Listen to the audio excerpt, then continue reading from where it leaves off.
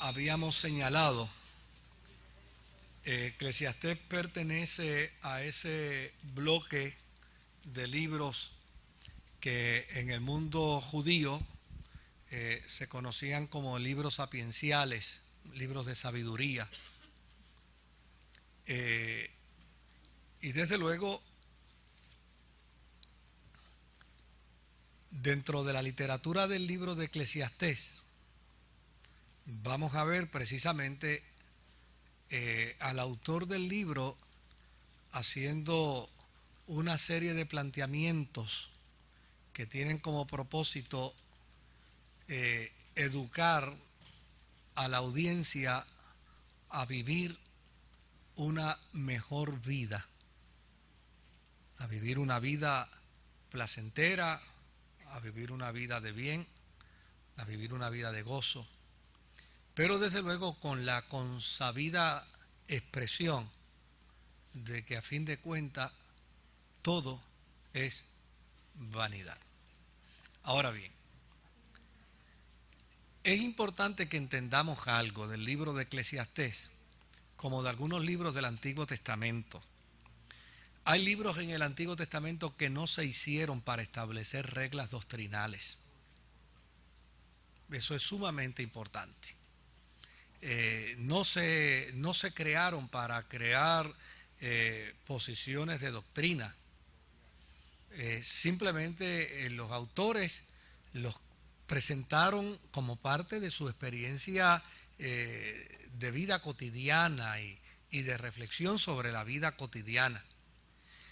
Y desde luego, cuando uno ve, por ejemplo, el libro que vamos a trabajar, el libro de Eclesiastés, por 30 veces vamos a leer en el libro la frase debajo del sol. Debajo del sol. Por lo tanto, en la mentalidad del autor de este libro, de lo que está hablando son de consejos que tienen que ver con el peregrinar de la vida. O sea, si todo es debajo del sol, pues entonces no podemos tomar los textos de debajo del sol para ponerlos en la luna y para ponerlos en el cielo. Hay que verlos debajo del sol, ¿verdad? Ahora, por el otro lado, es importante también entender que las expresiones del libro de Eclesiastés están contenidas dentro de un contexto humano, dentro de un contexto social corriente.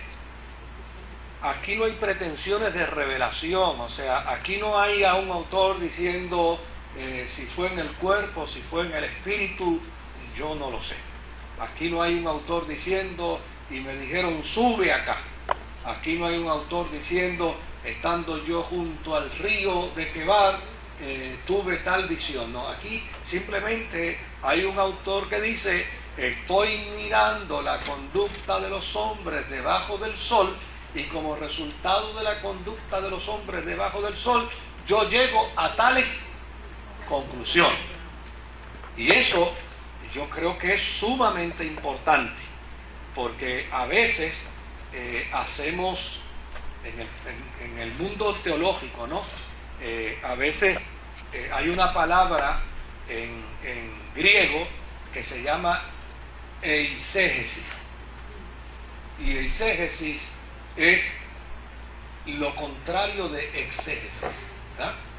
En la eisegesis lo que quiere decir es que la persona procura forzar al texto a decir lo que el texto no dice, ¿verdad?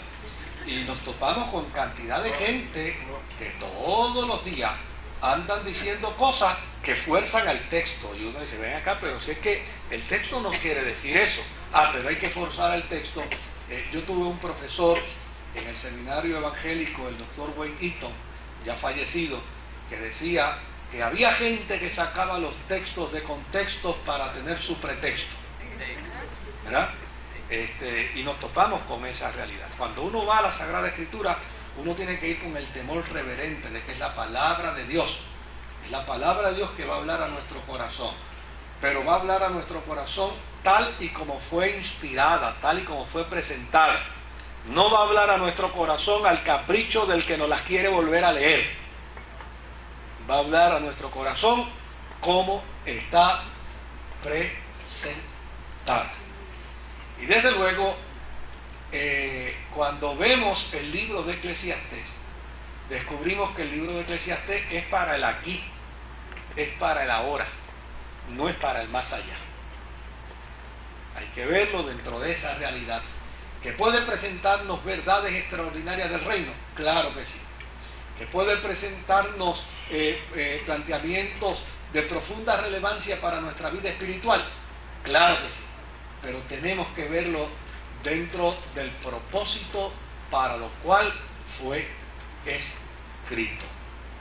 ¿Quién fue su autor? ¿Y en qué fecha pudo haberse escrito este libro? Mire, si usted observa, este libro está escrito en primera persona. Es decir, el autor habla y narra sus vivencias de aquello que observa de los hombres debajo del sol. Desde luego, este autor de Eclesiastés se llama Coelet. Ese es su nombre, ese es su distintivo. Yo soy el Coelet. Claro, este término se origina de otra palabra hebrea, que es la palabra cajal. Y la palabra cajal significa asamblea. Por lo tanto, cuando uno combina el término coelet con la raíz de la palabra que proviene del término cajal, este señor no es otra cosa sino que uno que está hablando frente a una asamblea. Él es un orador, él es un predicador, ¿verdad? De hecho, en la traducción hispánica, prácticamente en todas las Biblias aparece precisamente diciéndose que este es el libro de el predicador.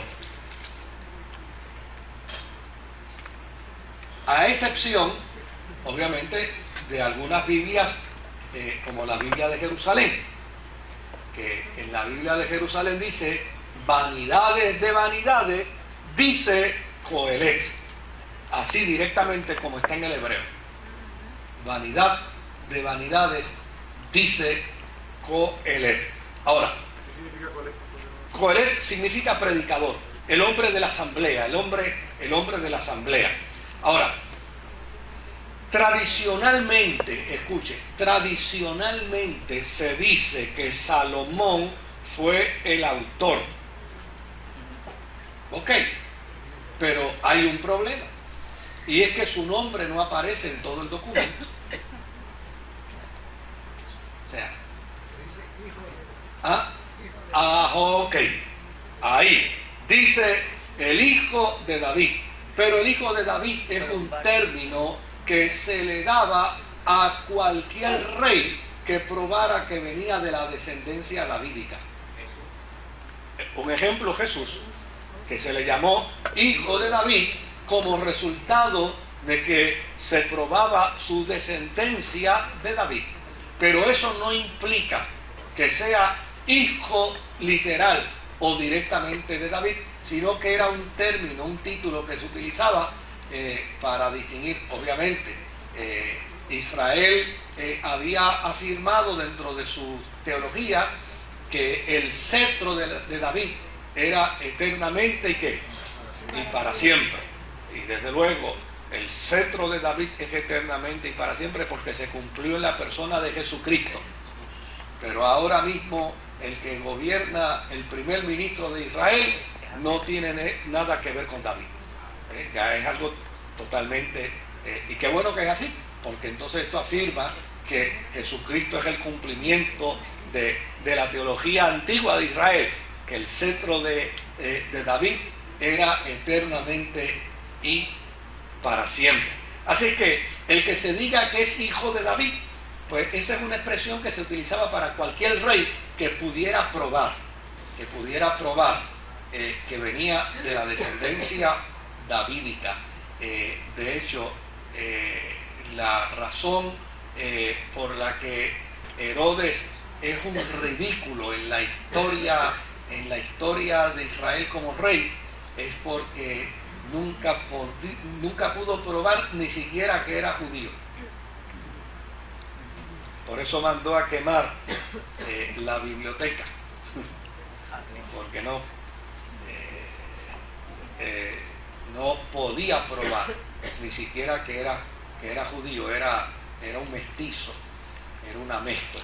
Ahora, por el otro lado, en el verso 1, en el capítulo 1, perdón, y en el verso 12, mire cómo dice el texto: yo, Coelet, el predicador, he sido rey de Israel en Jerusalén.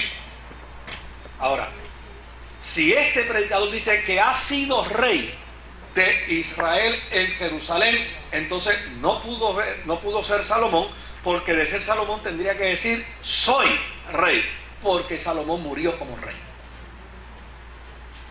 Este que escribe aquí fue, pero no es. Y él mismo lo está declarando: yo he sido rey en Jerusalén. Por el otro lado, en el capítulo 2 y en el versículo 7, dice de la manera siguiente: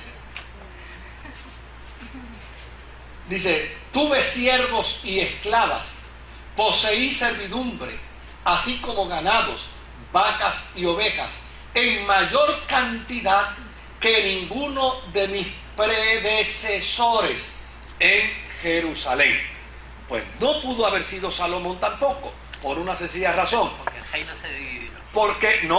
Porque a fin de cuentas en Salomón solamente hubo dos predecesores: Saúl y ¿quién?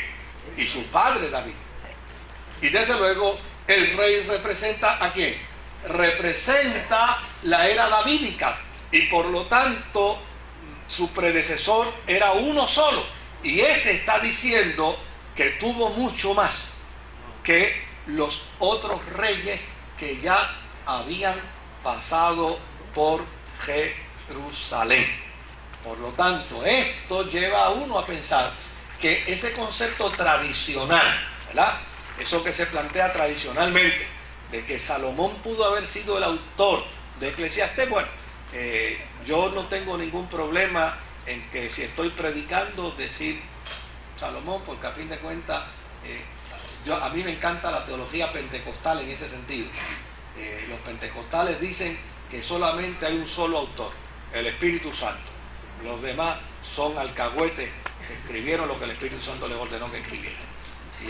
Y en ese sentido, para mí me tiene sin cuidado si fue Salomón o si fue Lázaro Sotolongo el que escribió, porque a fin de cuentas el Espíritu, no te vayas, ya él va a buscar para explicarlo.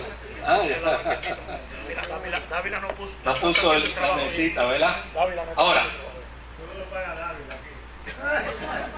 por el otro lado, los que saben de estos planteamientos dicen que el hebreo con el que se escribe Eclesiastés no guarda relación con el hebreo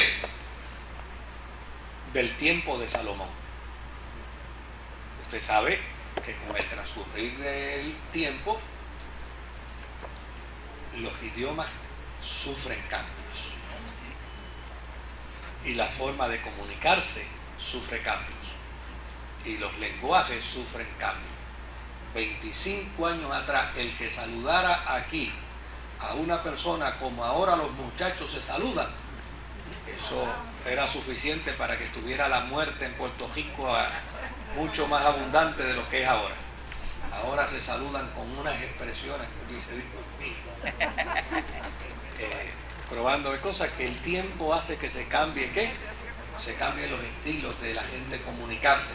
Y los especialistas en lenguaje dicen que etimológicamente hablando, el hebreo en el que está escrito Eclesiastés